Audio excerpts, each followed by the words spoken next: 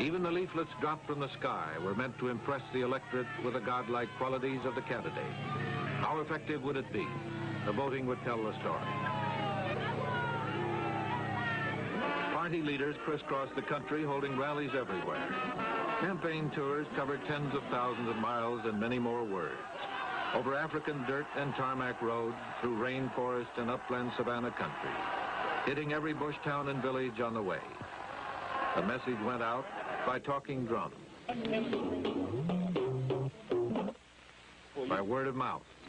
Hospitals, adult education classes, schools, bridges and roads are all built and made for your own benefit. And in a country 80% illiterate, the printed word is not to be trusted. Every voter gets his chance to see his candidate. This is grassroots campaigning in the truest sense. And every local politician gets the blessing of the party boss. And all good! All good! All good! All good! The rhetoric is bitter, abusive, violent, out of Andrew Jackson or give 'em Hell Truman. But like most political speeches, more bark than bite. If you elect NCC and you elect the action group, you are electing the stooges and the agents of the remnants of British imperialism. Out of all the oratory, 36 million Nigerians debating party, candidates, issues. This election and its campaign is turning out to be the most potent educational force since the introduction of the first primary school not too many years ago. The lineup of forces in this political Donnybrook is complex, and with names that don't always fit on campaign buttons, you can't tell the players without a scorecard. These are the party wheels. In the north, Alhaji Sir Amadou Bello, the Sardana of Sokoto, heads the Northern People's Congress. The Sardana, meaning warlord, a traditional title among the Hausa Fulani Muslims of the north, is considered to be the most powerful man in all Nigeria, by virtue of his spiritual as well as political leadership over the largest region in area and population. He is not a candidate for political office himself, but he is a formidable power behind the throne, a combination Mark Hanna, Jim Farley. When we spoke with the Sardana, this became evident. I'd like to ask you to make a prediction, sir. Who will be the next federal prime minister? My party. A particular man? Yes, the present prime minister. I'm returning him. The present federal prime minister? Yes, I made it known that I am going to return him. You are not a candidate yourself for the federal house. No, I am not. So you would not be federal prime minister? Because I don't want to be. Would you yourself accept appointment if given to you as Governor General? I have nothing to do with that. I would rather live here amongst my own people and carry my traditional title than an imported one.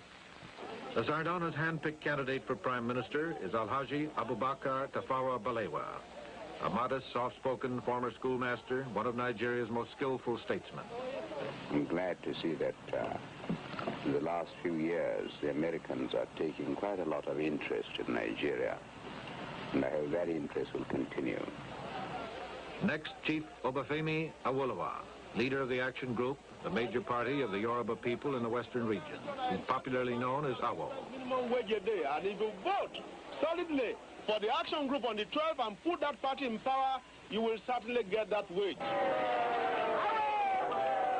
Awo is hailed by his followers for his daring helicopter campaign through enemy northern territory.